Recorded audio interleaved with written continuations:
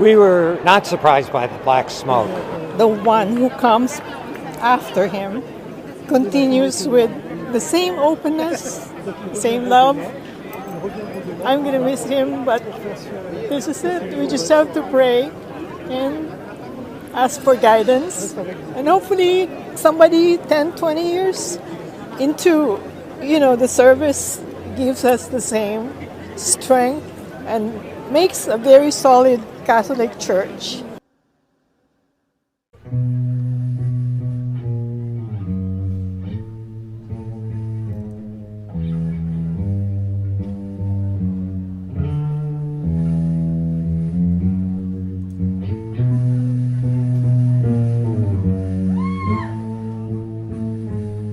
My hand was covered with blood, just absolutely blood all over the place. I had God on my side. I felt that.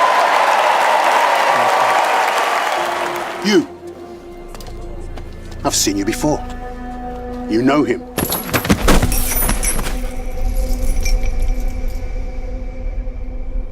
No. I don't know him. You called him Rabbi. He's nothing to do with me. You know him. I've seen you with him. I don't know him. That I will have no opinion or will of my own, or any mental reservation whatsoever, even as a corpse, but will unhesitatingly obey each and every command that I may receive from my superiors in the militia of the Pope and of Jesus Christ. I furthermore promise and declare that I will wage relentless war, secretly or openly. Inscribed on the bullet casings: deny, defend, depose. What do you think these words mean? I'm baffled by the idea that he expected these bullets to be on our crime scene. These are unfired bullets. They only get ejected and land on the ground when you rack the gun to clear a jam. I did not see it on the video that he took them out of his pocket and dropped them, but those bullets are inside the magazine of the gun. The only way they get produced onto the floor of our crime scene is when he racks that gun 3 times, which he did do to clear a jam. This word depose is not from the title of the book. The other two are. Is he sending a message to people like you, dropping clues? Tom, I tell you what, it could be that. It could be a subterfuge. And the suspect obviously wanted this to be captured on video. He did it right under a camera. Everything was just very, very well thought out. All the evidence that we have looks like it's evidence that he wanted to give. What are you doing? No, please. No! No!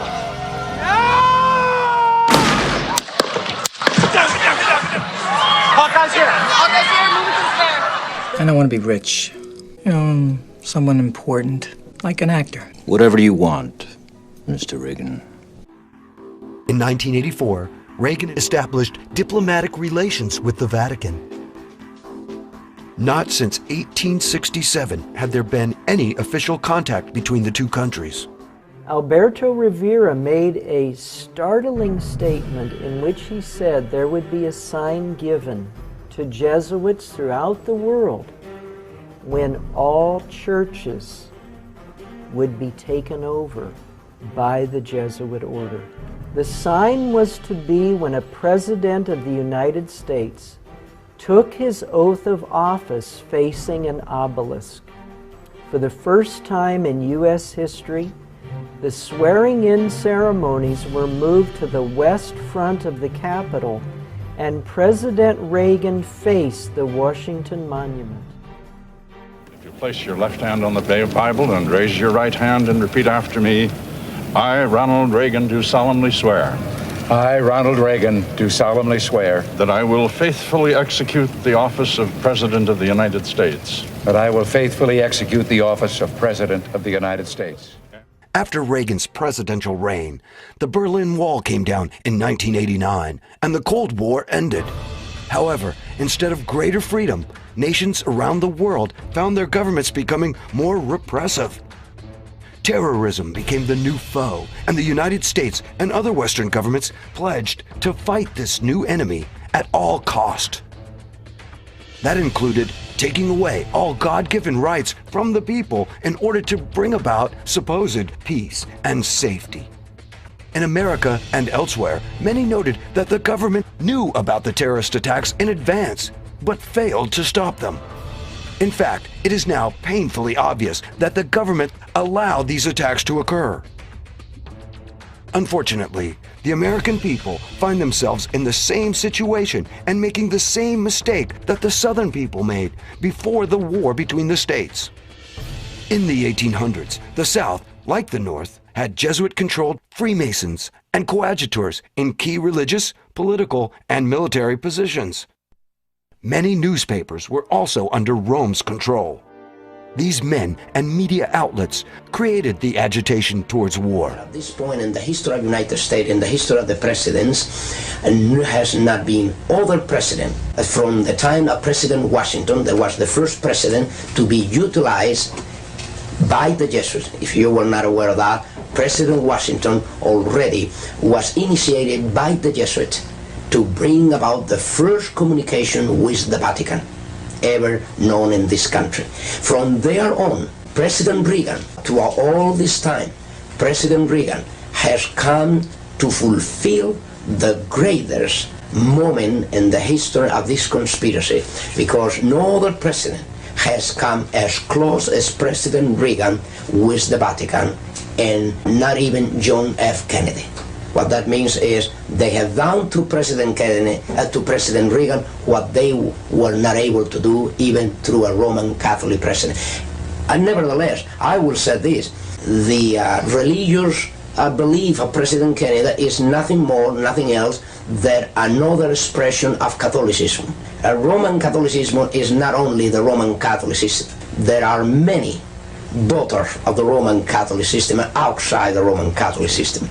And as there are many daughters, these daughters have children, and of course President Reagan fit within that picture. His relationship with the Vatican today brought about several things. One of them is the diplomatic relationship with the Vatican. Second, the preparation for the signature of a concordat between the Vatican and the United States. And if you want to know, this never took place overnight. President Reagan was prepared and is here for the task that is performing today as President of the United States by the Jesuits of Rome, and the time that he served as a star in a movie that was very well known and still being shown today. Boys, this is Mr. George Gipp, freshman from Calumet High School. Mr. Gipp has kindly consented to carry the ball for the Scrubs. I guess the boys are just tired. A very old movie about the football team of Notre Dame. New Rockney. That's correct. This is the time that the first contact was made by the Jesuits with Reagan. In 1984, Reagan established diplomatic relations with the Vatican. Not since 1867 had there been any official contact between the two countries. The Jesuits were behind this assassination. They controlled Surratt. Surratt called time outside of Ford's Theater. John Wilkes Booth does the shooting. The guard, the Secret Service guard, who's supposing to be guarding the entranceway to the booth of Lincoln, he just happens to leave his post. And he's never punished for it. So the assassination takes place. Surratt escapes to Canada. He's taken to Liverpool. He's taken from there to Rome. He enlists in the Pope's Zouave army. And in 1867, he is discovered through another Roman Catholic who reveals the truth about it.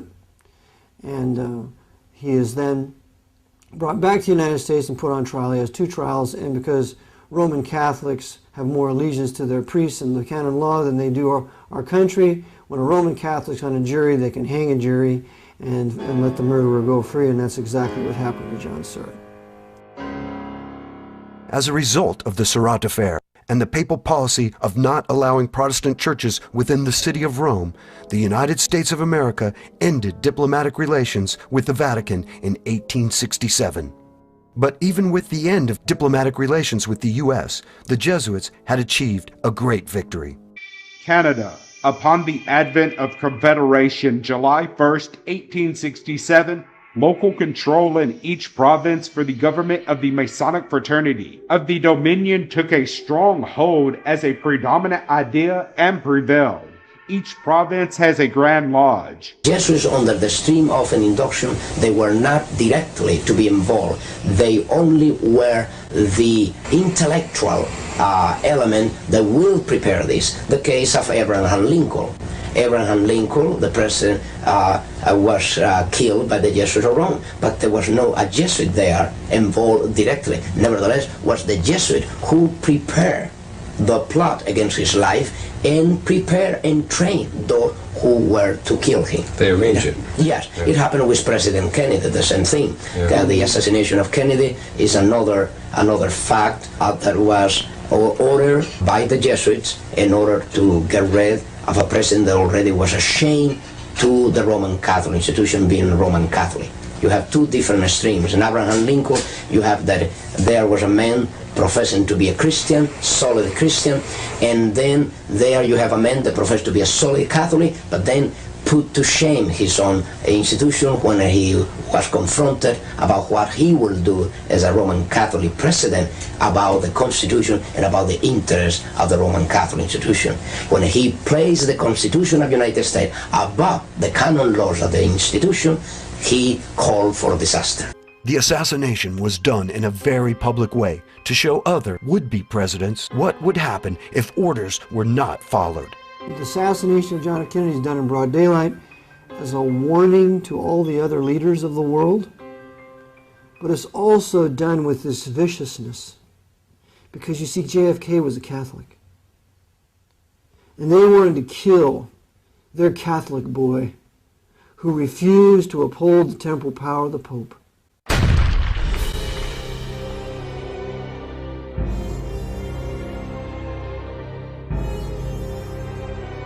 So they killed him viciously and cruelly as a warning to any other Catholic who would dare trammel the temporal power of the Pope. In contrast to Kennedy, Ronald Reagan did everything he could to court Vatican approval after an assassination attempt on his life in 1981. Well, Ronald Reagan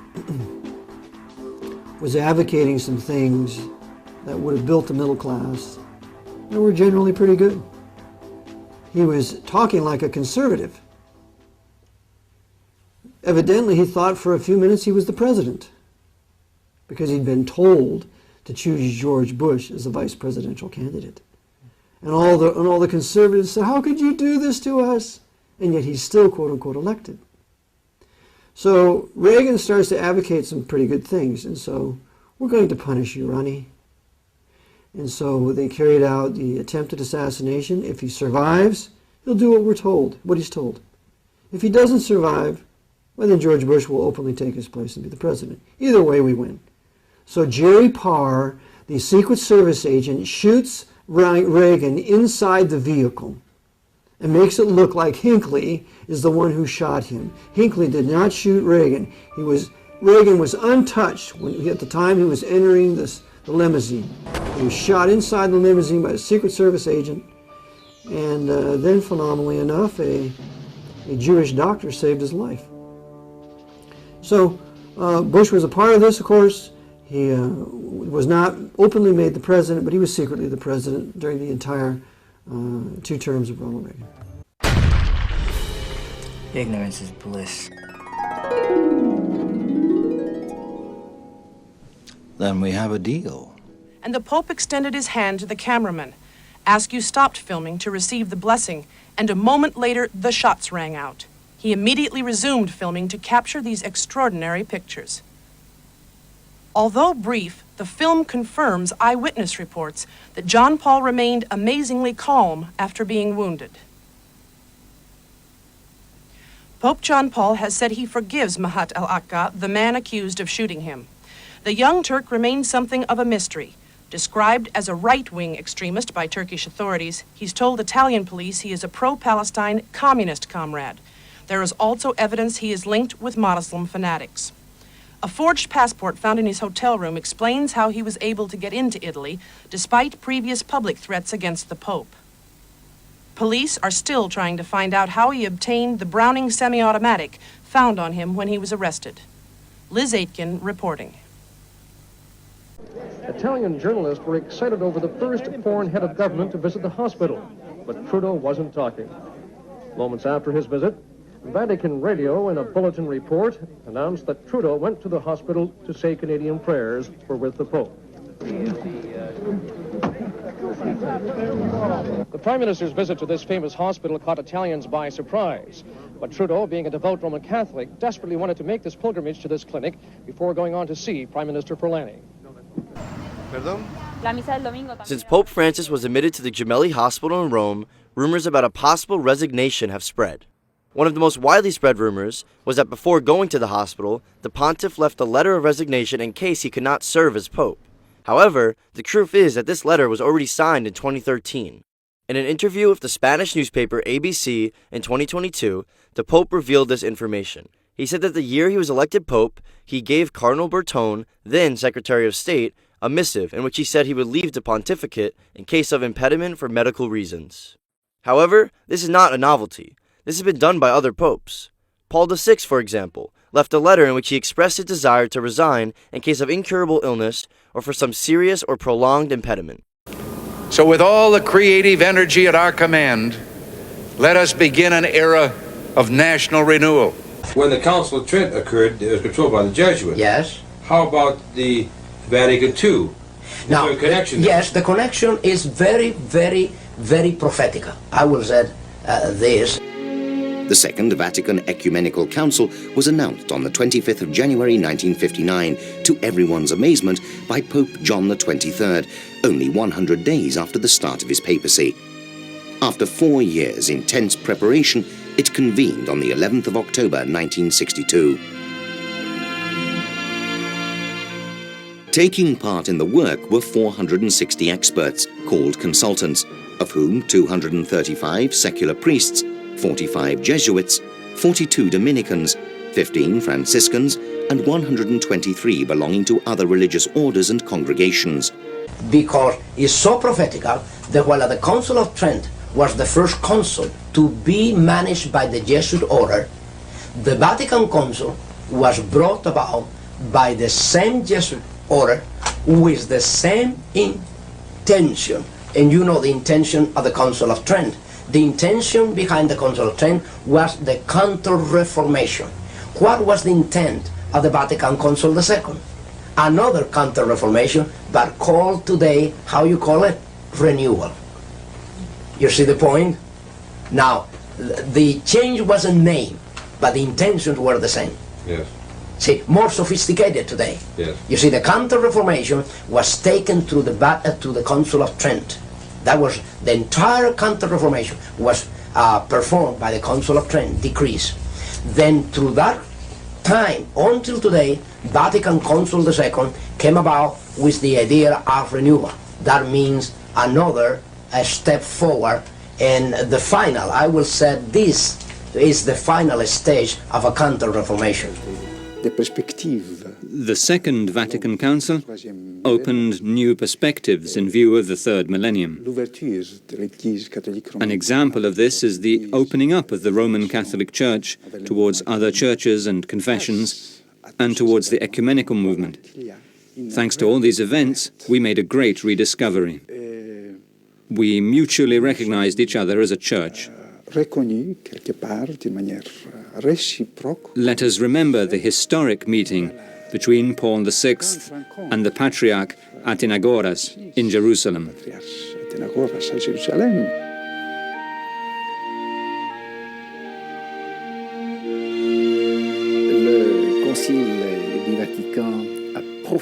The Vatican Council made a great impression on the Reformed churches, since in the past the position of the Reformed churches towards the Catholic Church was rather hostile.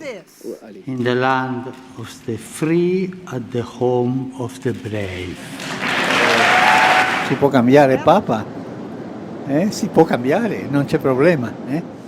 First news, he is not in bed. He welcomed us for the visit. We went in and I said, "Good morning, Holy Father." And he, with a mischievous smile, answered me, "Good morning, Holy Son." So you can see how lucid he is. In any case, should he wish to resign in the future, It is something that is contemplated by the rules of the Church, embodied in the Code of Canon Law, as long as it is freely and formally manifested. We've obviously seen millions of Catholics around the world praying for the Pope's recovery. The issue in prophecy is more than a day. Is more than a day. The issue in prophecy is who and where is the Antichrist now. Once that the person perceives the reality and the manifestation of this prophecy, they'll know the rest according to the scripture. But when a person is blind to the reality of who the Pope is, and the Pope is granting every favor to every other denomination, they'll believe that the Pope is not such a bad guy at all, after all. Don't hate me, Trinity. I'm just a messenger. Collected by investigators continue to link 26-year-old Luigi Mangione to the murder of United Healthcare CEO Brian Thompson. The NYPD is now beefing up the proof in their case, using the gun found on Mangione at a McDonald's in Altoona, Pennsylvania. We were able to match that gun to the 3 shell casings that we found in Midtown at the scene of the homicide. The bullets found at the scene had the words deny, defend, and depose. The words echo a 2010 book criticizing health insurance companies. NYPD is also connecting the dots with the clues left behind on December 4th. It's called the Extreme Oath of the Jesuits, with the word Inri, and below them, the words Iestum, Necar, Regis, Impius, the meaning of which is, it is just to exterminate or annihilate impious or heretical kings, governments, or rulers. Therefore, to the utmost of my power, I shall and will defend this doctrine of His Holiness, right and custom, against all usurpers of the heretical or Protestant authority whatever. He hath power to depose heretical kings, princes, states, commonwealths, and governments. The bullets found at the scene had the words deny, defend, and depose, and crush their infants' heads against the walls in order to annihilate forever their execrable race, that when the same cannot be done openly, I will secretly use the poisoned cup, the strangulating cord, the steel of the poniard, or the leaden bullet, regardless of the honor, rank, dignity, or authority of the person or persons, whatever may be their condition in life, either public or private, as I at any time may be directed to do so by any agent of the Pope or superior of the Brotherhood of the Holy Faith of the Society of Jesus. In confirmation of which, I hereby dedicate my life, my soul, and all my corporal powers, and with this dagger which I now receive, I will subscribe my name, written in my own blood, in testimony thereof. Was Thomas Crooks, the would-be assassin of Donald Trump, part of a larger criminal network? Private investigator Doug Hagmans had a team of 7 working on this mystery after being hired by a secret client shortly after the event. He says his team used a technique called geofencing. Hagman told me they located 8 or 9 devices, probably cell phones, that belonged to other people, but were pinpointed to being with Crooks at his home, at his old high school, at his gun club, and even at the rally. Hagman said he doesn't believe Crooks acted alone and that he was part of a criminal network that's still out there and still wants to kill President Trump. My hand was covered with blood, just absolutely blood all over the place. I had God on my side. I felt that.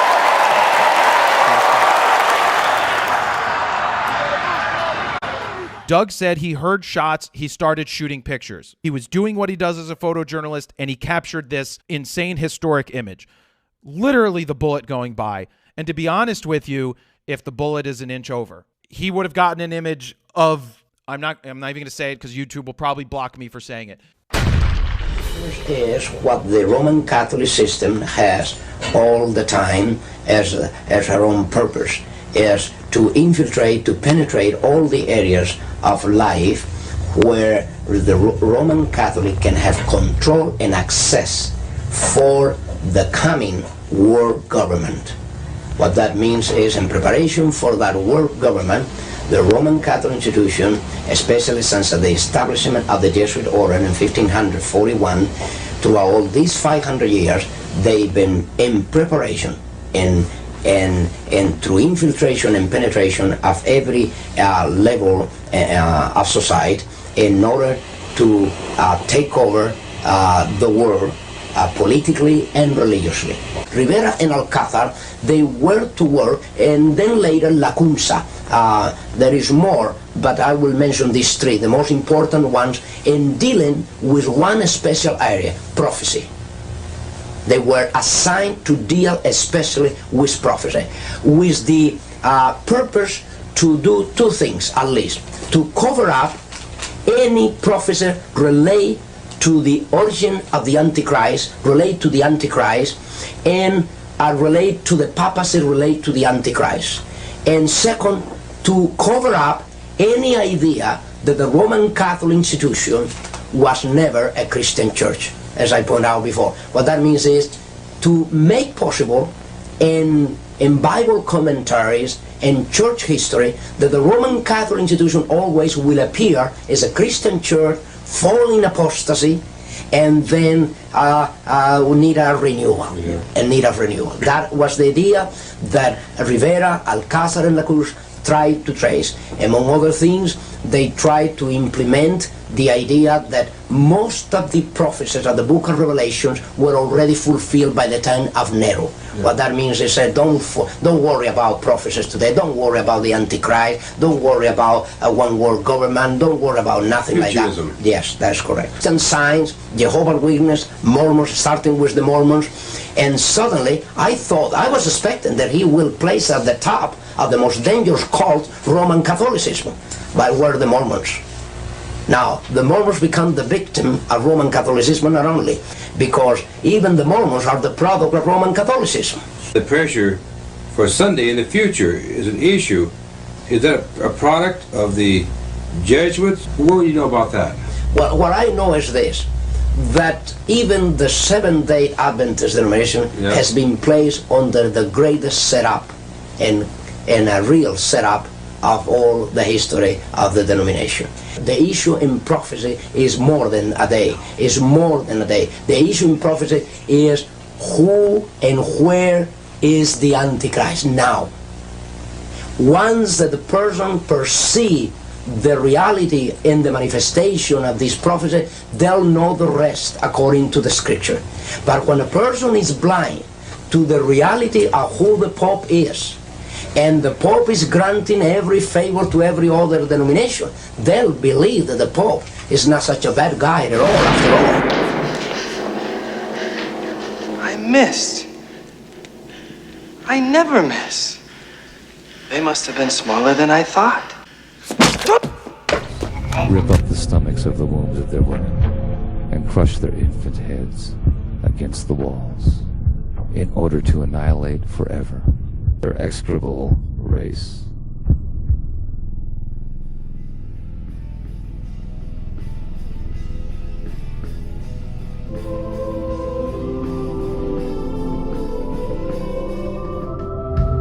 Open coffin, it's lined with lead, is meant for winter's spell.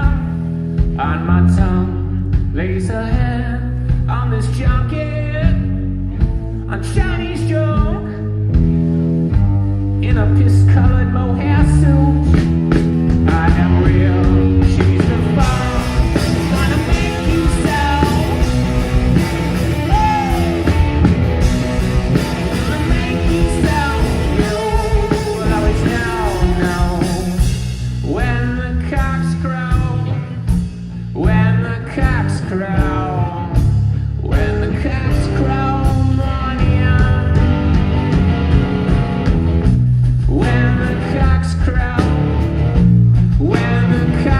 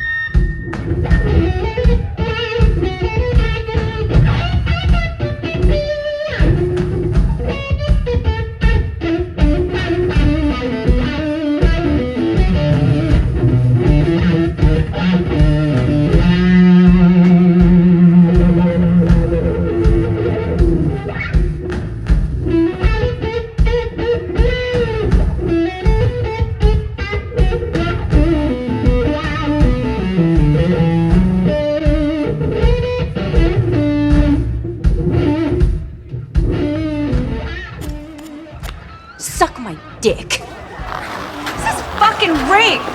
I'm here to see my gynecologist.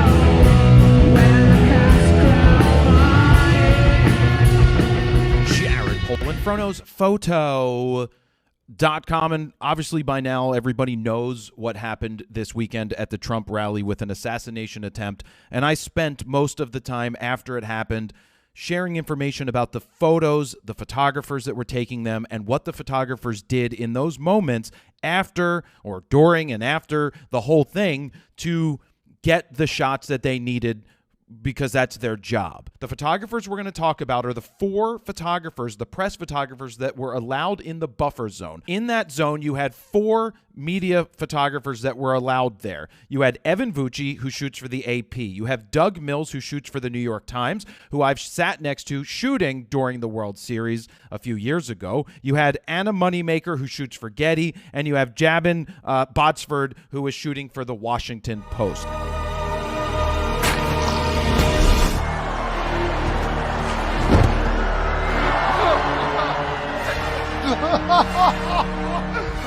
Carissimi fratelli e sorelle, con profondo dolore devo annunciare la morte del nostro Santo Padre Francesco. The one thing we know they're not doing is checking Instagram because their devices have all been confiscated. I believe the kids call it raw dogging it if you're going to go through a long period of time with no electronic device. Yeah. Oh, right. Well, they're of a certain age, so they might be used to it.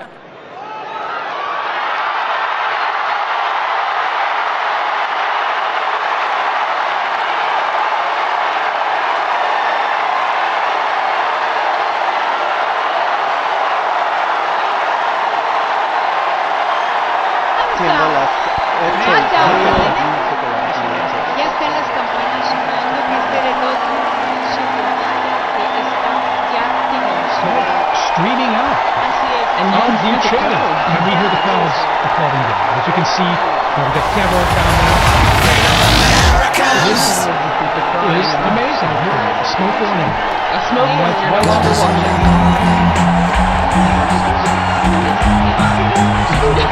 We're back in stuck in the left.